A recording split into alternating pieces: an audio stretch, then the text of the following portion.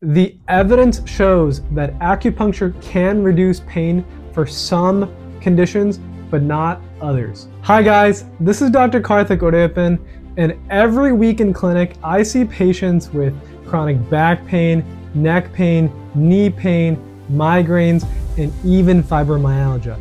And inevitably, undoubtedly, the single most common question that I get is, I don't want to take medications. Are there any natural ways that I can reduce my pain? Either people reach a boiling point and they don't want to try any more medications because none are working, or they simply don't want to start taking medications. This is exactly when they Google to find alternate treatments. Sometimes they hear about these treatments like traditional Chinese medicine, Ayurvedic medicine, chiropractic therapy from their friends or family. This is the first video in a new series on integrative medicine, where we take a closer look at these alternate treatments and we figure out what is real, what is hype, and how to critically think about whether or not they could work for you. In this video, we'll talk about acupuncture. What is acupuncture? Does it actually work? Is it safe?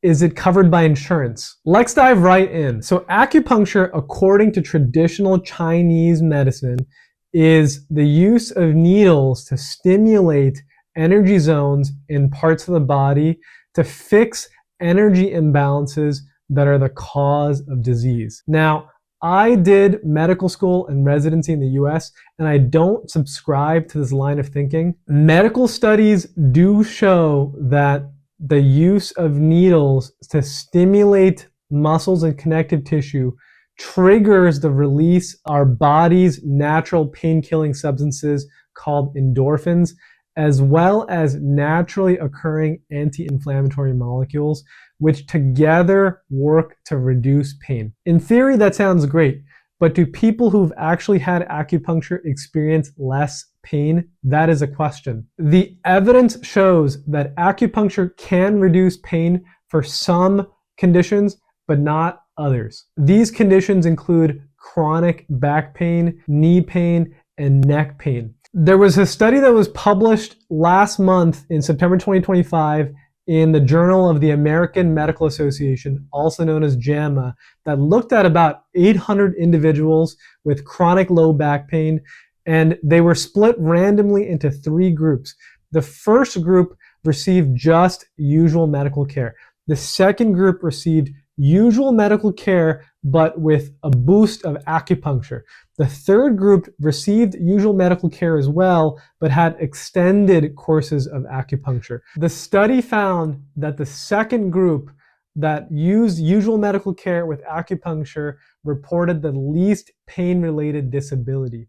What's very interesting is that the third group with extended use of acupuncture did not find further benefit or relief in pain-related disability. What's also interesting is that the study didn't try to replace acupuncture with usual medical care, but studied whether or not it could synergize together with usual medical care. What about other conditions that you might have heard of that acupuncture is used to treat, like anxiety or migraines or fibromyalgia?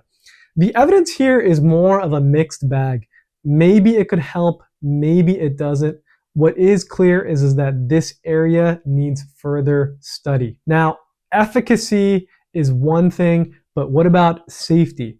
Is acupuncture generally safe? The answer is yes, it is generally safe as long as it is performed by a trained individual. The common side effects of acupuncture are temporary soreness or some bruising. Now, there are instances in which the needle can injure a nerve or even cause the lung to collapse. This is very rare, but this is exactly why when we work with a provider, it has to be someone that is appropriately trained. In the US, you really want to look for individuals that have had more than 600 to 1,000 hours of formal education and training in acupuncture. They are licensed acupuncturists, and they typically have LAC after their name. Each state accredits acupuncture a little bit differently. For example, in the state of Minnesota, which is where I'm currently at, chiropractors cannot actually perform acupuncture without additional training or accreditation. At this point,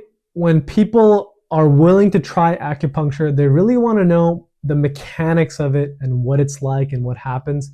And they also want to know whether or not insurance covers it. Typically, the needles go between 1 and 4 centimeters deep, depending on the area that we're looking at. And in terms of insurance, because the evidence that acupuncture actually works to reduce pain is growing, more insurances are starting to cover it.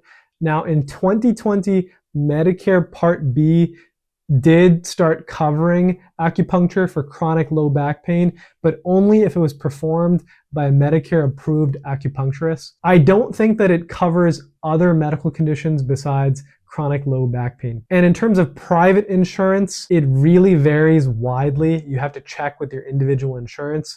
But to avoid any surprises, I would assume that you're going to have to pay out of pocket. So here is the takeaway. Acupuncture is not magic. It is also not snake oil. There is evidence that it actually reduces pain in chronic low back pain, and chronic neck pain, and knee pain. But it's kind of a mixed bag in terms of whether or not it works for other conditions like infertility, anxiety, migraine, or other conditions that you might have heard of. And when it is performed by an appropriately trained individual, it is generally safe. And for some people, it can actually make a meaningful difference in their quality of life and pain. If you're seriously thinking about trying acupuncture, consider the following 3 questions. Number 1, is there any evidence for the condition that I am trying to get treated? Number 2, am I working with a provider that is appropriately and safely trained? And number 3, am I trying to replace acupuncture with all of my other treatments, or am I trying to use it to boost usual conventional care? If you found this helpful, I would love to hear about your experiences with acupuncture. Drop a comment below, and if you're curious about other alternate treatments besides acupuncture, let me know again in the comments below, and we'll talk about it next.